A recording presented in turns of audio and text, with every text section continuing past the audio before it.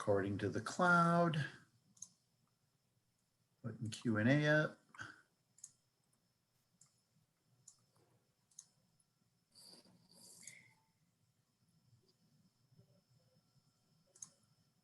All righty.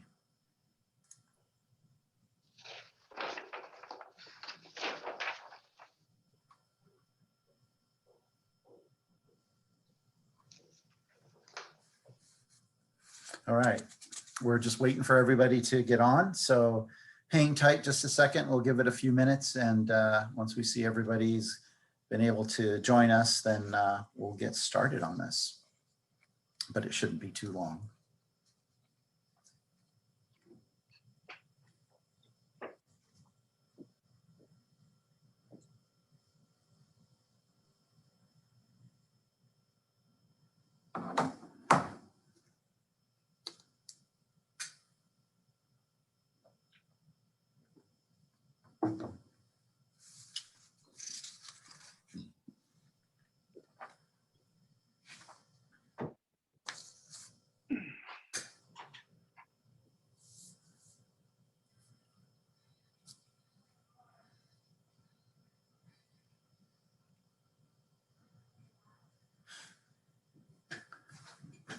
All right, almost there. I know, I see we have a few more to attend still.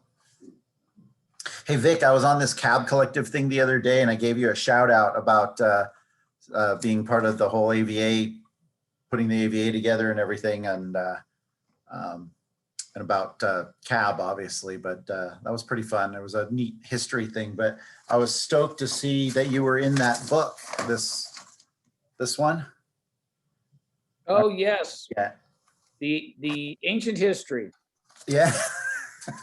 We're talking about history today.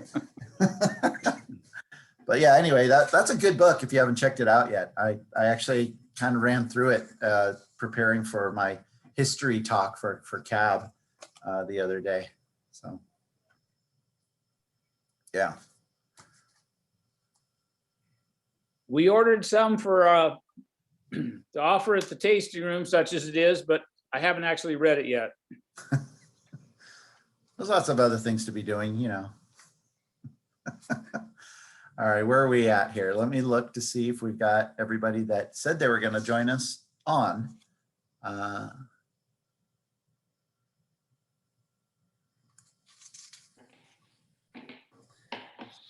Nope, not quite there. We'll give it another second. Hey, Stephanie, good to see you too. Thanks for joining us from upstate, I'm guessing. Yeah, we have a couple more that are joining us. So sorry, everyone, but hang tight a second. I want to make sure we start with everybody on. But we thank you for being on time. It seems like sometimes people that are on time aren't rewarded for being on time. Well, you're rewarded because we're thinking of you. Thank you.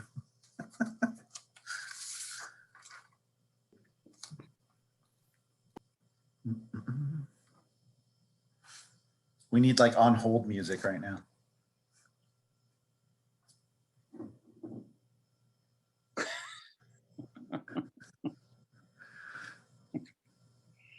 Tyler, you're not falling asleep on us, are you? Maybe.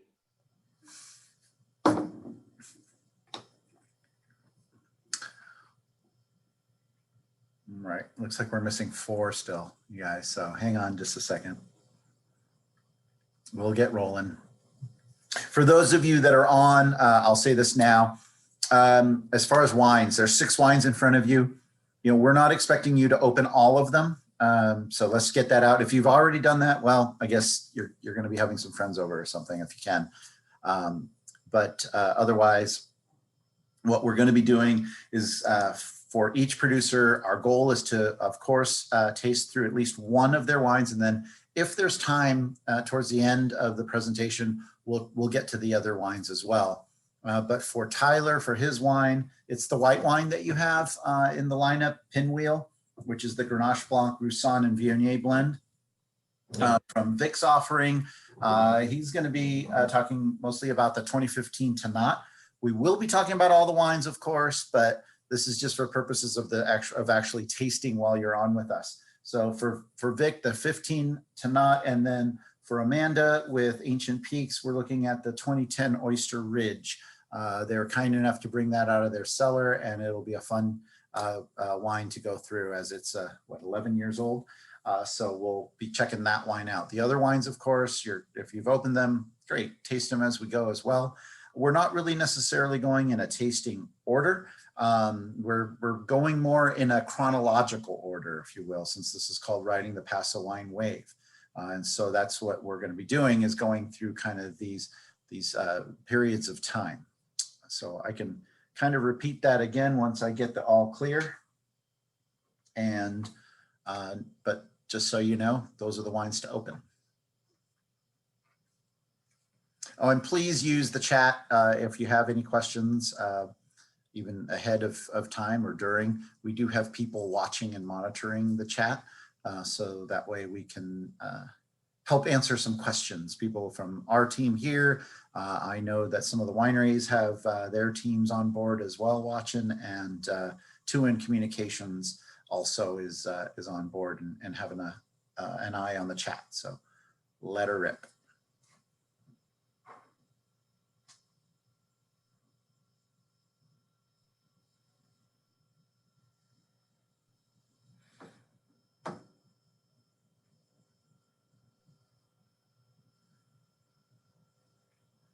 All right, let's get rolling. We are 6 minutes in, so I think that's good enough. So hey everyone, thank you for joining us for today's virtual media visit to Paso Robles wine country. Today our topic is riding the Paso wine wave. We're talking about some of the different generations, I guess you could say, of development that has happened since really the time that the AVA was incorporated as an AVA. Back in 1983 anyway, but even before then, we were seeing a lot of growth in our region and a lot of attraction of people wanting to come and begin and create something, right?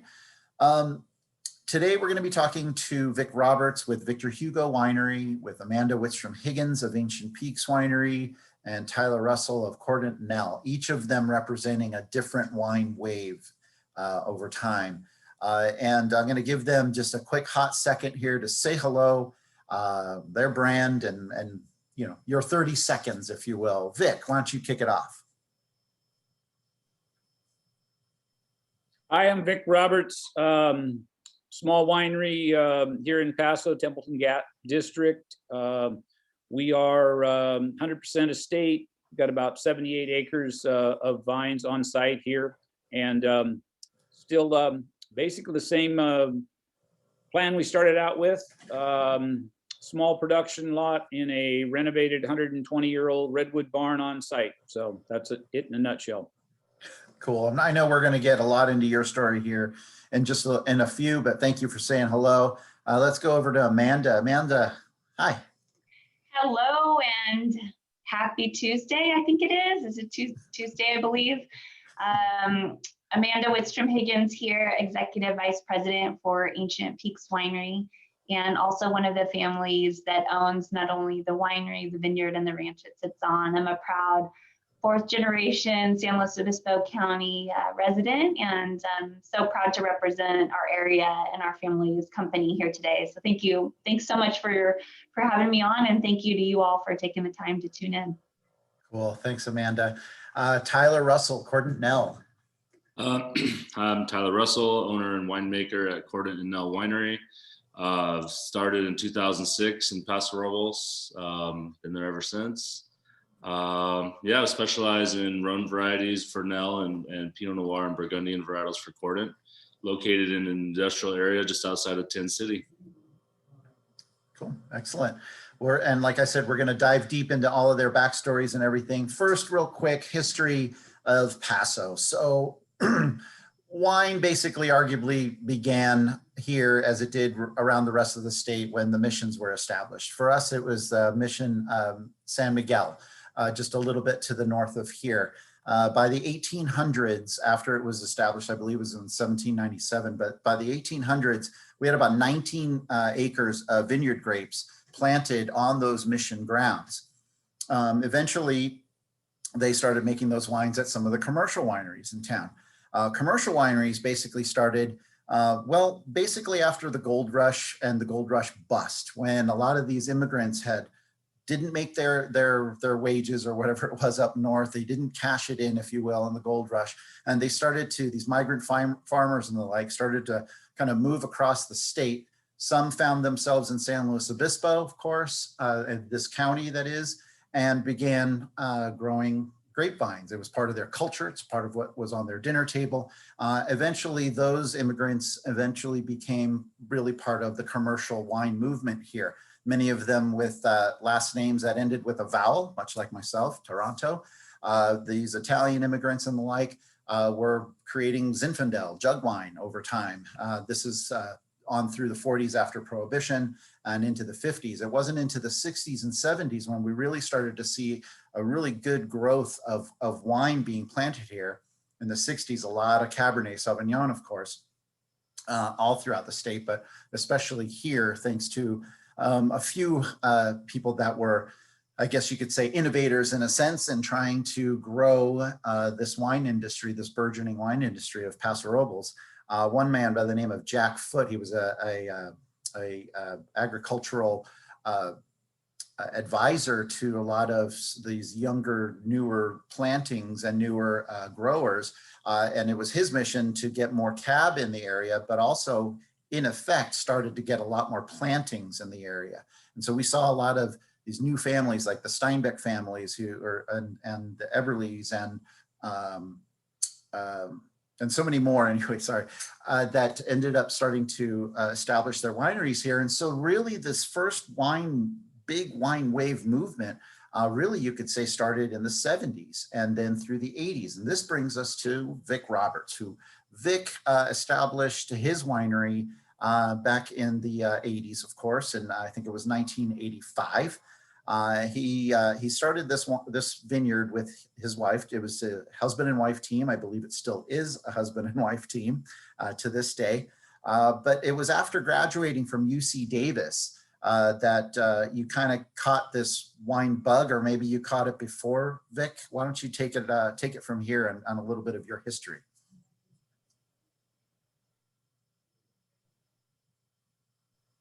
So actually, UC Davis Enology grad 79, worked a year in Sonoma, a couple years,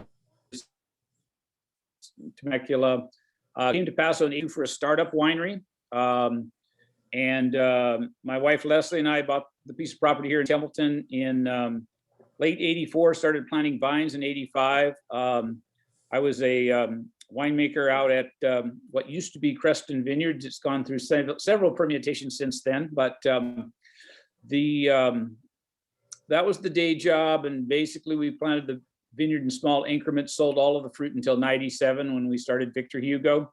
Again, started small. I'm doing the winemaking still. So the joke is, as long as I can climb into the fermenter to shovel out the skins out of the backside of the tank, I'm good for another year. So,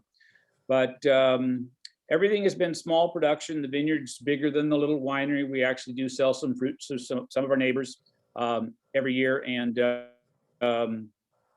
but we have a pretty large array of varieties. We grow 9 different reds, 5 Bordeaux reds, plus Syrah, Zin, Petite Syrah, and Tannat, which of course is one of our offerings today. And 2 whites, which are Viognier and Chardonnay. So I first, as I mentioned, showed up in the area in 82. I was here in time to be part of the first Paso Robles Wine Festival in 1983. We had Creston Vineyards had just managed to put their Sauvignon Blanc into the bottle, and so we poured an 82 Sauvignon Blanc at the first Paso Robles Wine Festival. At that point, it didn't quite fill up half of the park with the number of people we had on board, and I think the estimate was we had about 1,500 people. That may have been somewhat aggressive. It was first in a long line of successful events there, Paso Robles Wine Festival. Yeah, back in 1980. Oh, just one other note. We had. Right. Say that again, Chris? Go ahead. No, I was just saying, in 1983, we had 16 wineries pouring in the park. So that was where we started. So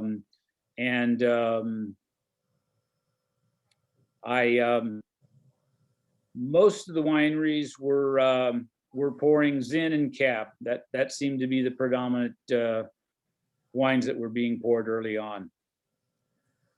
And Vic, when you first came to the area, though, I mean, can you give us an idea of like what the region looked like? So back then, there were about 5,000 vineyard acres. There were about 17 wineries, and the area was not really what it looks like today. I mean, talk a little bit about what it looked like and then how it's transformed over this time. You represent the 70s and 80s, that first wave. So give us an idea of what things were like back then. Well, I think there was still, outside of the immediate area, there was very little recognition of Paso Robles. Some of the brands that had been here for, we did have a few wineries that were both pre and post prohibition, but most of the wineries were late 60s on. And so it was basically, in essence, establishing a whole new region as far as the consumers were concerned.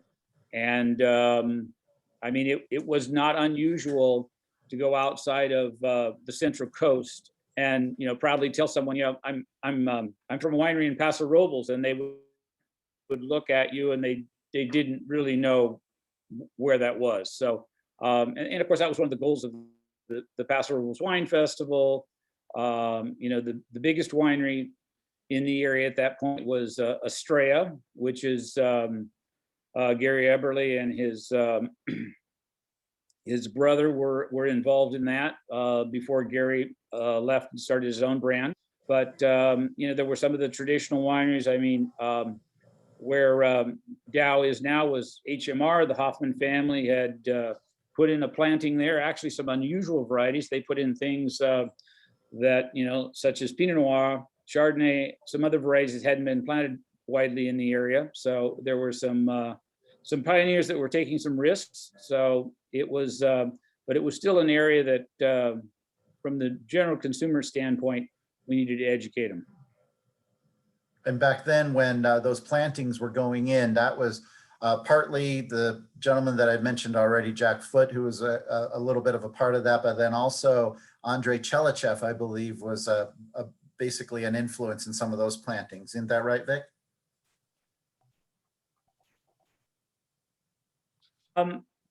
Andre consulted at Hoffman's operation for quite a number of years. I'm not sure exactly how long, but I think he was involved almost from the beginning. And in fact, I think he's the one that suggested to them that they plant Pinot on that site. So, there was definitely some influence from consultants from outside the area that were well known in the California wine industry. But we had just a handful of wineries. At one point, I felt, I knew every winery, and I could probably find about 3/4 of the vineyards. I think at that point there were about 80 vineyards when I first got here. So it definitely has changed dramatically. There were pockets of vineyards, but you didn't see large stretches of contiguous vineyards like you do today. Yeah, there's been obviously a considerable amount of growth during that time, the 70s and through the 80s. That's definitely when we saw a lot of growth in the northern part of our AVA, all through the Estrella district and the like. But that's also right about the time then that other families started who were into agriculture and found their way into San Luis Obispo County, or at least were well established here. We're seeing this growth, and I suspect, Amanda, your family, they were probably seeing this growth early on, and then somewhere in, I guess it was about 2006, after being a part of the industry, decided to strike out and create a brand. And this will be the next wave, basically, that we're talking about, the 2000s and on up. Talk a little bit about those early decisions and how your family got started in the industry. Well, thanks, Chris, for having me. And Vic, it's so wonderful to hear your perspective. And we haven't gotten a chance to talk candidly with one another in the community like we usually get to. So this event is really such a treat. Thank you, Chris, and the team at Tuin for putting it together. Yeah, the 2000s and the late 1990s and 2000s were a really pivotal point in the Paso Robles region. There was a big boom of planting in the 90s, and actually our vineyard, the Margarita Vineyard, was planted in the late 1990s and into the early 2000s. And since you aren't able to be here to see it, what I'd love to do is to share a few images about just where we are within the AVA and kind of what makes this site special. I bring it up because in the AVA was created in 1983, and actually our vineyard was planted just outside. A small portion was planted just outside of that original AVA boundary, and so the AVA line was actually extended to include our area. And in the late 1990s, the site where we are today, which is actually the southernmost area in the Appalachian, this was the only commercial vineyard planted in this area. We're about 20 miles south of the region. But I bring this slide up really to show you this mountain range. This is the Santa Lucia mountain range, and it acts as a barrier to the ocean. And it makes a huge impact for all of the growing areas in the region. It's very profound, and it gives birth to some incredible soils, which I know we're going to talk about later. Just to give you an idea of where we sit, I love this map because it kind of showcases the geology. We're about 20 miles south, and in 2006, we took over. In 2005, we took over this 900-acre vineyard that was planted on our ranch. But I think, as Chris mentioned, that this is indicative of what was happening in the 90s and in the 2000s. There was a huge bloom. There was a lot of people who had gotten smart and decided to come to Paso Robles because land is affordable. There is an incredibly innovative spirit within the community, and we're creating, even today, we're still creating our own legacy. And you'll see the wines that Victor and myself and Tyler are showing are perhaps different from a varietal composition, but because of the number of different climates and soil profiles that within our region, there's a lot of things that do well. And I think that the 90s and the 2000s could be summed up with, this was a great learning period. And so there was a lot of people who jumped in, who thought this area is special. Maybe we don't have the expertise of thousands of years of winemaking and viticulture experience, but we're going to work really hard. We're going to find the best fruit within our area. We're going to do what we can from a farming perspective, and there's huge growth. So Ancient Peaks, as well as our Margarita Vineyard, is owned by 3 local families. And I think it's interesting because 95% of the wineries in our area are owner operator. I mean, there's not big corporations. A huge percentage of the producers here live here and work here, just like the 3 of us do. And I think that makes us special and unique. But what it also makes us is very tied to the community. And I put these pictures up because we are rooted in agriculture. I'm 4th generation. My husband's a cattle rancher. We run and raise our own beef cattle on our Santa Margarita ranch. It's really important to us. And I think that is a huge distinguishing point when you're looking at a region who is innovative, and the growth that we've experienced from a quality perspective is truly because we're rooted in agriculture, because the rising tide lifts all ships, and that's truly the mantra. And I think that is unique. And then our Margarita Vineyard, this particular site is distinct within our area, but truly there's a lot of incredible soil profiles and diversity because of where we are and the geologic activity that we have within the region. Dr. Richard Smart actually was quoted at a seminar several years ago saying, that Paso Robles has one of the most diverse terroirs that he had ever seen. So it's really, it's a privilege to live here, to work here, to share the wines with you all today, and within our own vineyard to continue learning each and every day. We've got over 70 different blocks. These are all different, they could be different clone rootstock combinations on different soil profiles. And so since we started in 2006, and I think this is true for a lot of the producers in our area, we've learned so much. The 2010 Oyster Ridge that you have in your glass is really, was our first attempt at creating the best thing that we could from our vineyard. And so I hope you get a chance to try it. It's super interesting. The pH is really low on this wine. I think it's aged beautifully. 11 years old. This was a real treat to pull it out of the cellar. But we're still, you know, in a discovery mode, getting to learn these incredible soils. And here's, you know, the images of each of the profound soil types that we've got in our own vineyard. And then of course the wines, I know you all have the text sheet, so I will stop sharing now. But yeah, I'm so proud to represent this area and our fellow vintners and farmers. And the 90s and 2000s were, what someone said, the rocket ship has taken off and we're still putting on the wings. It kind of felt that way. And so we're glad to have made it through the storm. And there's wonderful new people in the area like Tyler and his family who, you know, they're putting their thumbprint on this AVA in a way that's really special. And there's others who feel deeply passionate about the region and want to stake claim on something that is still affordable, that they can be part of creating that legacy. And I think that's part of the magic. And I'm lucky enough to be in that role and to help, you know, lay the path forward. Well, speaking of that legacy, though, I mean, Amanda, you are really part of the second generation, though, and a large part of it. I mean, you're very much often a spokesperson for this region as well. You're always championing Paso. You're raising your kids here, as you said. What do you think, or what do you see the next generation of Paso wine being? Or do you, if you could put on some sort of a looking glass to say, I think this is where I see us headed, where would you see us headed?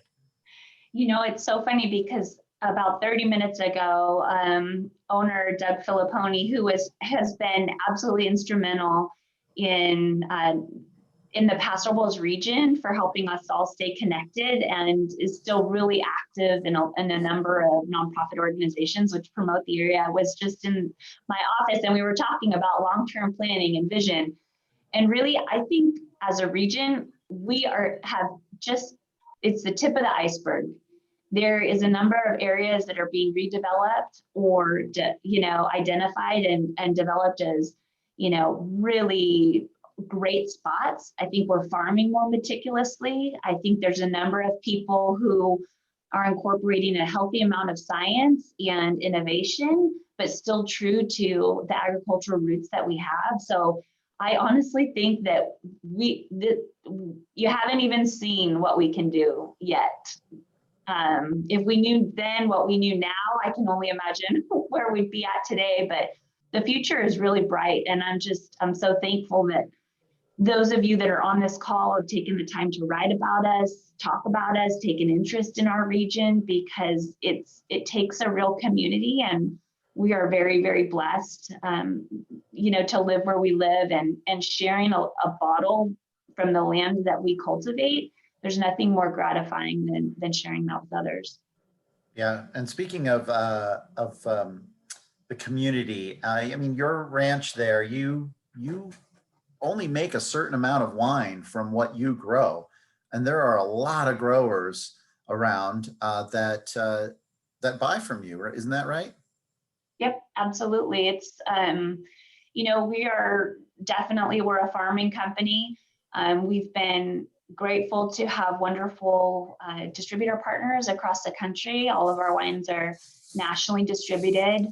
And, you know, we've grown that very organically. And as a supplement to our, you know, diversification within our business, we still sell fruit to others. It's important that we maintain great relationships. And so we've got a lot of friends that we work with. And, you know, it's really helpful being in the Santa Margarita Ranch AVA. It's important for us to sell fruit to others to help tell the story of this specific site, just because we really are the only commercial vineyard in this area. So it's trying to balance it all.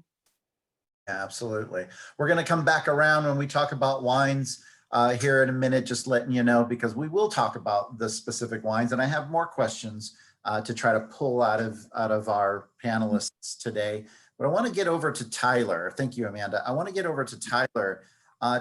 One quick thing, everyone. Part of the idea of these waves of development, I'll be honest, came from a conversation that we had with Tyler one day about how this region has really matured over time, but yet still embrace so much of our roots, and to the point that, you know, you're at tastings and you have all of these waves of development and generations of this wine community all under the same roof. Well, we used to, BC, right, before COVID.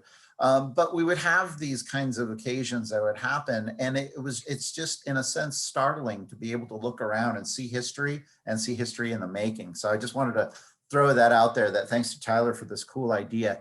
Tyler, you're known for all kinds of eye-catching artwork. You're known for interesting blends. You're known for being, I think, a brand right now that really stands out, that really kind of, you know, says, I'm here, I'm making great wine, I'm one of the newer guys in town. I mean, talk to us, tell us a little bit about your brand strategy and how you came to be.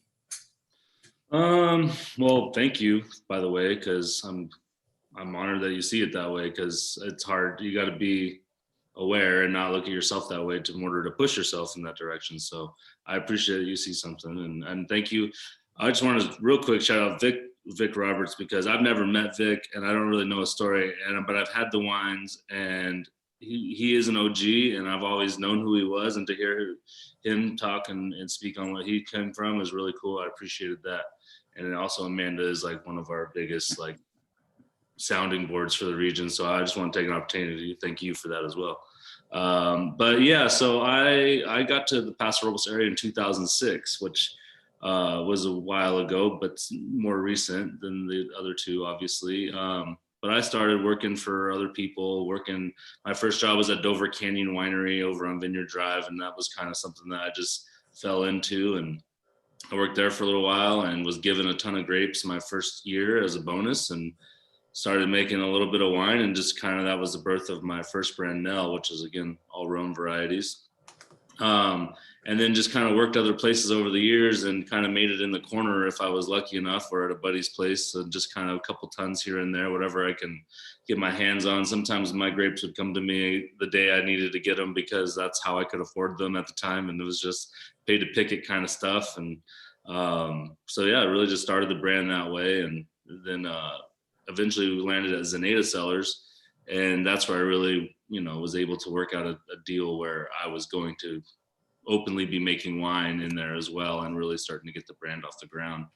That was probably 2008, 2009, 2010, those years. And then just kept working other places. Did that for a little while. Then went and worked at Manasseh and Young for a little while. Same kind of situation, making the wine in the corner for myself as well. And then Calcareous. And then in 2015 is when I was able to stop working for other people and just focus on my own brands. And that's really where it started to take off. Yeah. Cool. Do you know, from a producer who doesn't have vines, and so let's talk a little bit about. Yeah, I would actually like to talk about that, because that is going to be, you know, probably one of the less fortunate defining things in the wave that I am a part of, because as the boom happened in the 90s and early 2000s, as Amanda was talking about, you know, the demand goes up when more people are interested. And so when that happens, prices go up, and it just kind of becomes further and further out of reach. And that's why we find ourselves in like this 10-city urban winery kind of settings that are really starting to become recognized as a places to get legitimate wine, that you don't have to have that vineyard view per se to really get some of the top-notch stuff in town. And so, but that is a defining thing about our wave, the wave that I'm here supposedly representing, and the others, is that, yeah, it's not as easy as it used to be. Not that it was ever easy, but it's a lot harder now to buy that chunk of land, to put up that building, to plant that vineyard.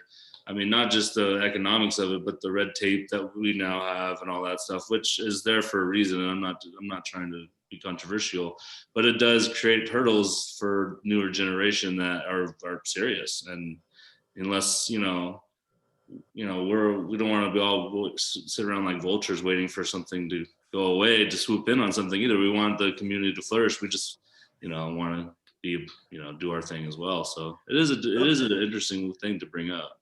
Who is the new generation? Who is the next generation?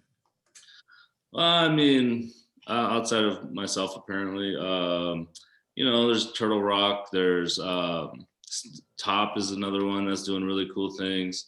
And there's a bunch of them, man. It's hard to Aaron Wines. Like there is like, the thing is like this wave, there's a lot of people, the Close to Lens of the world. Like these are all guys that are peers and same age as I am. Royal Nonsuch, Anthony Yant's project is, probably going to be not going anywhere for any length of time. So I would say that's part of it. Yeah, there's a big population of us in this wave. That's again why the demand of something like 10 City became so important, because we all given us places to make wine. I think it would more interesting conversation is there another, like, what is the next wave if there is such a thing? Because again, as things get harder and more out of reach, is that going to disenchant the next generation to start brands and to start, projects and to have their interpretations of different, these different places that we're, so proud of. So yeah, that to me is more of an interesting conversation than what wave is this one, because mine's easy to figure out. It's the next one that's hard. Yeah.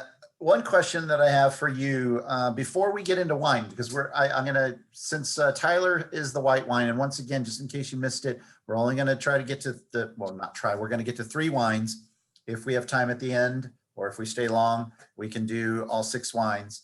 But because Tyler is showing a white wine, we're gonna kind of graduate conversation into wine with Tyler. But before we do that, considering this is a Rhone style blend, Tyler, you as this new wave though that is currently happening, do you kind of see it going in a direction where are we going more Rhone? I mean, what are you seeing? Because that you chose to focus on Rhone varieties. You also have Pinot, but from talking to your peers and from that kind of standpoint, are you seeing us going in that direction? I do, actually. I think that this particular wave is definitely more attracted to the Rhones and that the Rhone methods of winemaking too. There's a lot of inspiration. Like I think that when you see situations where we're even drinking socially, we're drinking Rhone wines from other areas, because it is a category that has really sparked the interest of my particular generation.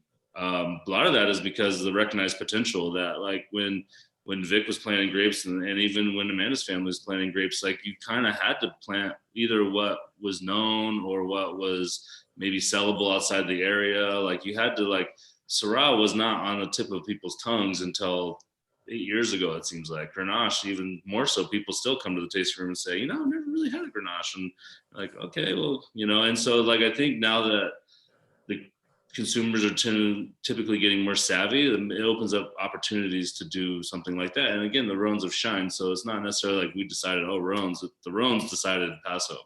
And I think it's just, we're part of the generation that can make those wines and know that we could sell them. Right on. Let's talk about this first wine. So I want to show the label. These labels are really cool, and I know I'm going to want to have you just say a few quick words about it. But the first wine that I'd love to be able to highlight here is 70% Grenache Blanc, 25% Roussanne, 5% Viognier. Tyler, talk a little bit about, because they have the tech sheets, they have the tech notes and all of that good stuff. talk a little bit about where these grapes for this particular wine came from, and a little bit of why and how this blend came together. Mm-hmm. So these grapes are all from the west side of Paso. It's 3 different vineyards. The Grenache Blanc comes from a vineyard called Luna Mata. That's on Peachy Canyon Road. The Roussan comes from a vineyard called Hearthstone, just behind Topless Creek, if you guys are familiar where that is. And then Le Viognier, although it's very little, comes from 4 Lanterns in the Templeton Gap area off the 46. So 2 Adelaida District, and I'll pull up a quick map here in just a second, but 2 Adelaida District vineyards, and one that is probably the Templeton Gap District, right? Yeah, that's right. Yeah.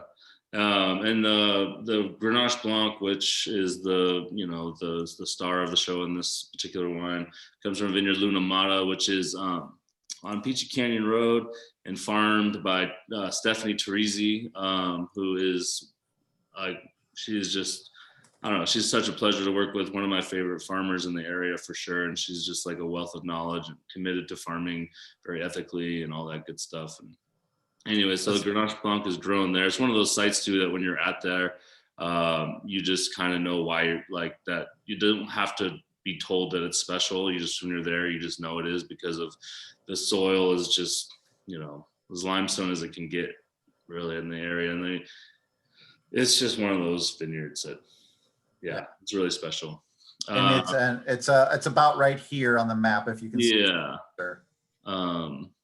Yeah, and so we also source other varietals there too: Syrah, Grenache, Mourvedre, now Picpoul Blanc. And, we actually in future vintages of it are starting to add Picpoul to the blend. And then I guess not far from there, a little bit further west would be Hearthstone, which as far as the crow flies is only probably 4 miles, but about a 20-minute drive. Right through there. Again, super limestoney kind of soils. Roussan is a really difficult grape to farm because it doesn't retain acidity very well, or it doesn't hold its integrity very well. But at that side, because of the limestone concentration, the Roussan actually retains acidity really well, and which is rare. So we really, appreciate that about that site, and continue to buy those grapes and, be involved in the farming as much as we can. And then the Viognier comes from 46 West, which one of the main drags of maybe it is Willow Creek. Yeah, it is Willow Creek. He has it's a really interesting vineyard where there's almost like what would be a creek bottom that runs right through the vineyard there, 4 Lanterns, just off of Highway 46. So Highway 46 is that darker line, and his vineyard is right in this funny little crook here that I think that line is essentially one side Templeton Gap and one side is Willow Creek District. And so if you're on the line, Valley Floor, it's Templeton Gap. If you're getting it somewhere off the hill, it's going to be Willow Creek. Yeah. Well, and then, those are where the grapes come from, and they come into our facility over there by Tent City, as I mentioned. And we press everything right away. We do very long, gentle press cycle on whites. And then, the Grenache Blanc is fermented in concrete, the Roussan in new French oak, and the Viognier was fermented in neutral oak. And so not a whole lot of new oak in there, only the percentage of Roussan, which I guess is 35%. And then the other thing that's really important to me for these style of whites and the more textural whites is that we actually let them go through ML, but very spontaneously, so we don't inoculate ML on any of our whites that go through, reds included. And then aging it beyond 12 months. So most white wines, as we know, are produced and bottled within like 6 to 9 months generally, which works for Sauvignon Blanc and Chenin and certain varietals like that, Albarino. But with textural whites like white Rhones, we found that, at least with us, that if we extend the aging and don't agitate it, don't stir it, and let the texture develop over time rather than trying to rapidly manufacture texture in a shorter amount of time in order to release it earlier, that the integration of that texture is much more pure. It sits with the wine instead of on top of it. And then also with the extended aging, we're just seeing like more stability. So we're able to find this wine unfined and filtered, and it's completely stable. We don't have to worry about it getting weird in the bottle or cloudy or anything because of the time it spends there and not messing with it, not stirring the lees, not doing any of those things. The stability comes naturally, which is really cool. Awesome. So. Hey, Tyler, real quick before we move on to the next wine, I'm curious, do you think that there maybe is a style of winemaking that has come with your wave, your Paso wine wave? Could there be something that could be somehow equated to this generation at all? Yeah, because we've learned from the people that learn from the people that learn from the people that learn from the people. So we're able to take all of that and then apply our own logic and our own ideas and our own natural, discoveries in winemaking, because winemaking above anything is intuitive. And so if you're practicing intuition while you're making wine, and also you're taking the multiple generations of knowledge that's been basically gift wrapped to you, you start to do things a little differently. And yeah, there might be a little refinement, there might be new ideas, or there might be, a different approach that maybe makes sense. But again, we wouldn't have any of that if it wasn't for the people that came before us. Yeah, right on. We'll come back around to you here in just a second. Amanda, before we talk about your wine, we had a question come through that they wanted to know a little bit about, like, you talked about how you acquired the property in 2005, but didn't go into detail about why 2006 was the time that you started to produce wine. So maybe and same question to you that I had posed to Tyler, and we're talking about this wine here, and with a blend of Cabernet Sauvignon, Merlot, Petite Syrah, Petit Verdot, and Cab Franc. I'd love for you to talk about where those grapes though came from. Let's talk a little bit of soil, because I know you're going to get into that with Oyster Ridge, and then why the blend. But first, kick off why 2006. Great question. Great question, Chris. So we actually have owned the Santa Margarita Ranch that the Margarita Vineyard sits on since 2001. It's a 14,000 acre ranch. And in the mid 1990s, the Robert Mondavi family actually approached the owners at the time and negotiated a 35-year lease in which they planted and developed approximately 1,000 acres of vineyards on the property. And, back then, I think the Mondavi family is perhaps was a little bit known for something different than most people in the generation today know them for. They were really looking to expand their vineyard holdings into sites that could elevate their entire company, whether that be Byron Winery or other small lot projects that hadn't even been developed. We had owned vineyards in other parts of the AVA. We owned them on the border of what is today the Adelaide and San Miguel boundary within the sub-AVAs. We've also owned them on the eastern side of the region. And we were predominantly farmers. Those areas were not as special as this area. And so when we had a chance in 2005 to take back that lease that was on our property, we did that. We took the lease over really in August of 2005. And the company at the time had intended to sell. So you can imagine what a vineyard might look like with the farming practices, which are extraordinarily expensive. And so we really took that year. We made a very small amount of wine in 2005. And then 2006 was kind of the year that we began to be serious about our winemaking efforts. And we really felt like it was important to have some control over the vineyards. And so we brought together our team, our director of winemaking, Mike Sinder, as well as winemaker Stuart Cameron, who have been with us since the beginning, and they work with Jaime Munoz and Doug Filipponia. Doug is our owner who's in charge of all viticulture, and Jaime Munoz actually helped plant this vineyard in the late 1990s and lives on the property. So we started in 2006. That's really the reason why. But it's been such a joy and amazing learning since then. And I want to show you guys a picture because a picture's worth 1,000 words, right? So when we're talking about diversity of soils within the region, Doug Filipponi, who's pictured on the right, is actually, we have dug several pits within the vineyard site just to learn more about the soil profile, because it will help us make better decisions moving forward as it relates to quality. And so what's super interesting is about 10 million years ago, where this vineyard sits was a seashore. These oysters, I got one for you. It's so heavy. This thing weighs probably like 20 pounds. Okay, so this is a petrified oyster shell. It's 10 million years old. It's almost 100% calcium. These oysters only survive in about 50 feet of water. Super high in calcium, really low nutrient content. I mean, water flow is great. It's an extremely unique soil profile.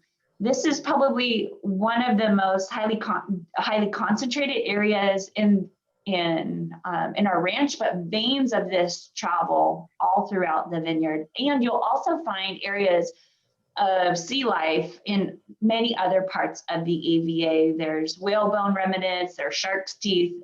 So it's pretty amazing to think of the geology that's occurred. And today we're 14 miles from the ocean, which is just like, you know, it's a wonder, right? It's just, it's pretty crazy how it all works. So the wine that I chose to share with you all today is our 2010 Oyster Ridge. Now, this is Cabernet based, and I would politely disagree with Tyler when he says the future is Rhone, because you know, over 50% of what's planted in our region is Cabernet Sauvignon. If you ask farming companies what is being replanted today, the highest percentage of what varietal is being replanted and redeveloped, they will likely say Cabernet Sauvignon.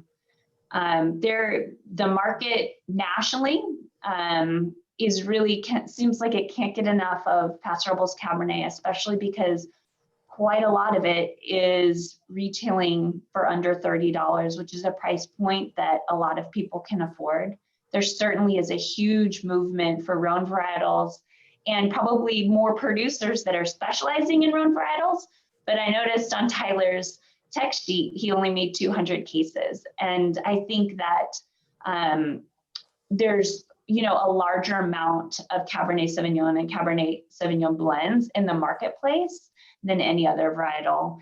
And I think because of that success, we are really grooming the future to do better in a number of areas. But for us as a company, that's what we're focused on is Cabernet. So Oyster Ridge, in 2010, it was 55% Cabernet Sauvignon. The balance was made up of Petite Verdot Malbec, Cabernet Franc.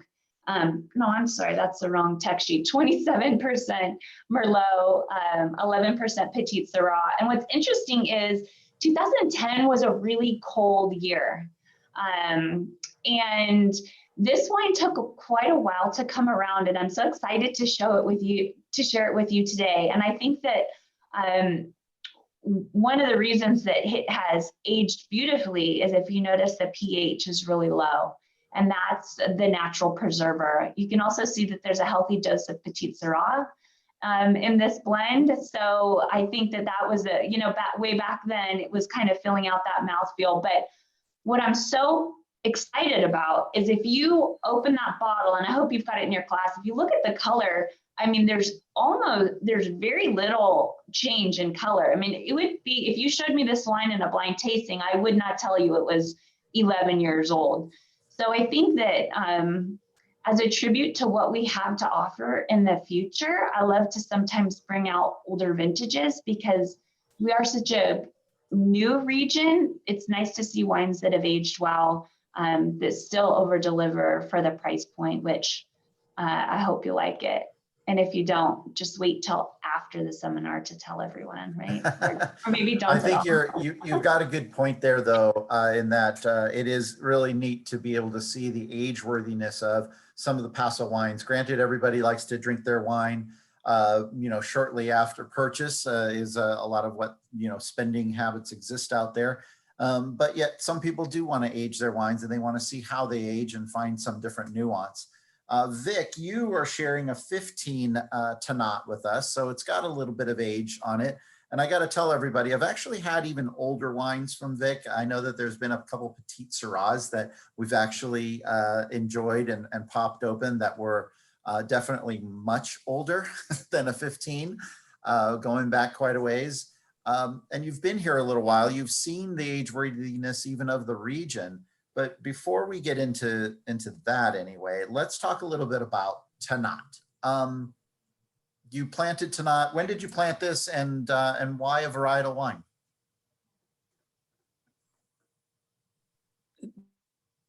This was not anything that was researched, considered for a long period of time. I did this simply because I would do, and my supervisor said it was okay. Bad joke. She left me. It's the other half. I was convinced we sit on a highly calcareous, primarily fractured soil, fractured shale soil profile, a little bit of limestone. And I was convinced that Tannat would do well on our rocky soils. You can see a little bit of the vineyard behind me on my Skype background that I'm probably popping in and out of because of my marginal internet. But the soils here on property are very well drained. We can control, what type of soil moisture. Everything here is deficit irrigation. We are set up with drip irrigation, and we really like to stress the vines a little bit as the crop matures. But I was convinced that to do well on this site, and so what you have is the first vintage of Tannat off of planting. We took out a little bit of older Chardonnay vines and put in one for us. The other wine that you have there is a Tannat-based blend, which we also think is interesting in that the structural components of Tannat in a blend actually might be more interesting than Tannat standalone 100% varietal. But it is a monstrous wine.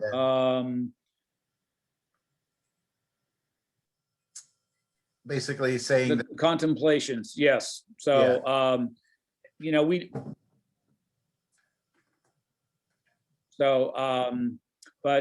that's a little earlier, a little more recent vintage, the contemplations, but again, it's the Tannat based blend. And I actually, when Chris asked me about doing this, we did discuss Petite Syrah, and we went to the point where I actually had some Petite Syrahs picked out of.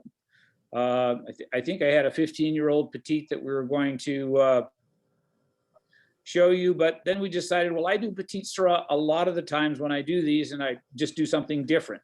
But again, we have library going back to 97, our first vintage. And, I would say the 97 through 99s are probably on the tail end of their plateau. They're certainly not going to benefit from any more bottle aging. But I've had some in 2003, 2005, particularly bigger wines like Petite Syrah. We also do Cab and a Bordeaux style blend. So, they certainly will age if somebody chooses to, and that's not easily if somebody, wanted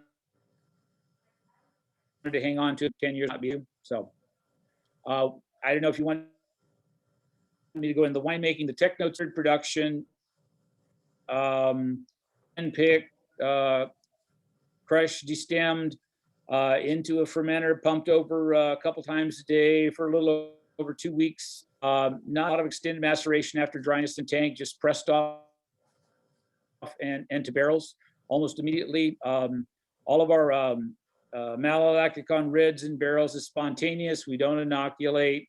We don't filter our reds. We get the clarity from racking the barrels about every 4 months. And rebarreling gives you a chance for winemaking input. You can change the barrel mix, the age, the type. Those are opportunities that come up every time you rack the wines. Yeah. And it's all you too. It's you and Leslie there. Hey, Vic, before we, I'm going to do everybody, thank you for staying on. I know we're getting up here. We started just a little late, so we're going to go just a little longer, and hopefully you can hang with us. But Vic, it's been you and it's been Leslie for the longest time. I'm curious though, how have things changed maybe in your own winemaking or your own approach or your own farming over time?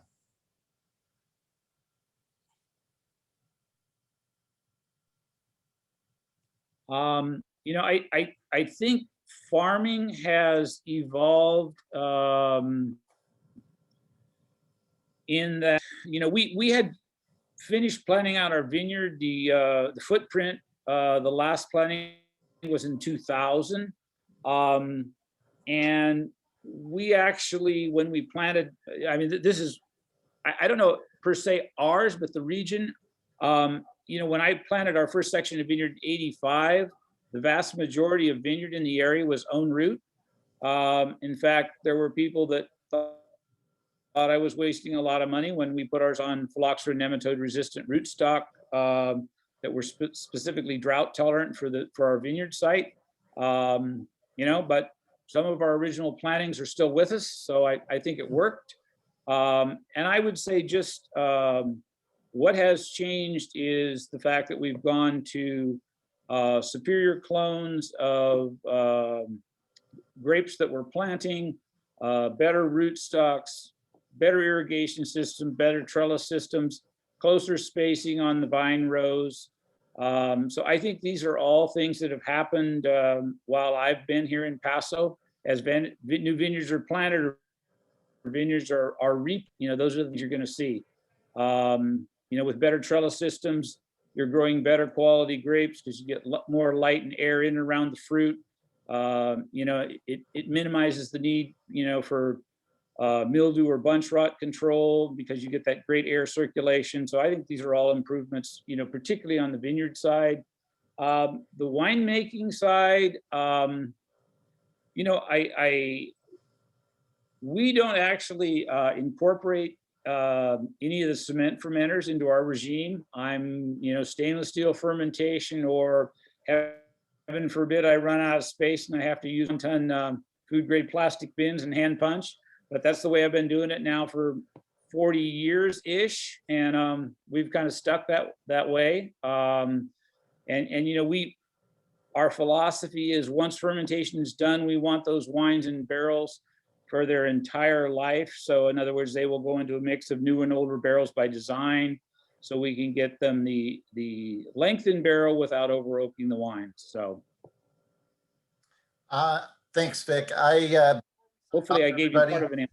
I want to be able to give everybody an opportunity. We're talking about wine waves here. We're talking about generations and how we've matured as a region. But rapid fire here in like, you know, 15 words or less. Who has inspired you, or who is inspiring to you right now in our wine region? Whether there are people that came before you or even came after you, whether it be through winemaking or maybe it's in farming. I would love to hear, because our community is so tight knit and so many people look at others to learn and to grow. I'm going to kick it to Amanda first. Amanda, do you have, you know, 12 words or less for us? Well, the ownership, that sounds like a canned answer, but the ownership that we have at our company is pretty amazing, because they've grown and changed, and that's a hard thing to do year over year. But Jordan Fiorentini is another one. She is VP of winemaking and vineyards at Epic, and she's amazing. She's so generous with her time, her expertise, and truly is willing to share so that others can grow. So she's been amazing. Awesome. Vic, back to you. Same question. So I would say, you know, some of the well, first of all, you have, even within the old timers, you have a couple generations. You have the, you know, the Pezzenti family that was here forever, and you know, Frank Norelli, of course, is, you know, part of that extended family. You know, they were doing things here in the Templeton area, you know, for generations. And then you have some of the, you know, I think some of the early pioneers that probably really didn't know exactly what they were getting into, but put a lot of money into the region is what helped it grow. You know, the Hoffman family, you know, they're no longer, you know, farming in the area. You know, they've moved on, and you know, the probably along with Chelachev, who consulted with him, had a huge influence. And then you've got, you know, the Steinbeck family. You know, Howie was here from the more recent beginnings, and of course, you know, the Estrella family, the Jacobinis, and both and Gary Eberly. So you know, they were obviously, and one person's name you won't hear anymore, and I know this is more than 14 words, are the Martin brothers.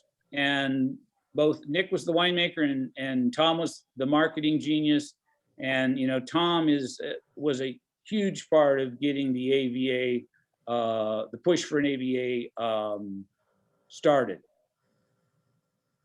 Yeah, he was. He was a part of that whole, yourself, Tom Martin, Gary Eberly, and Herman Schwartz were the four people that actually helped establish our AVA back in 1983. And so when Tyler was saying we've got the OG on, we quite literally have the OG on, because Vic was a part of that group of four who helped us become an AVA actually back in April of '83.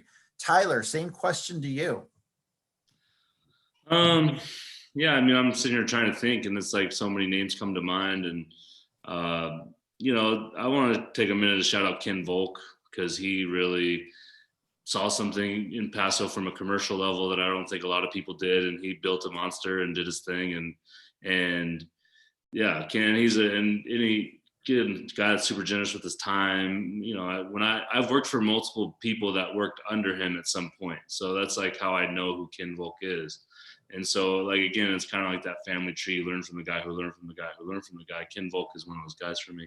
And then, in like, as far as people that inspire me, from sometimes it's like how you conduct your business and your hospitality. And so I think of places like Herman Story, who I don't necessarily try to replicate by any means, but they're so much who they are. And it's like, they're kind of one of the first places that just made it okay to be yourself and really succeed.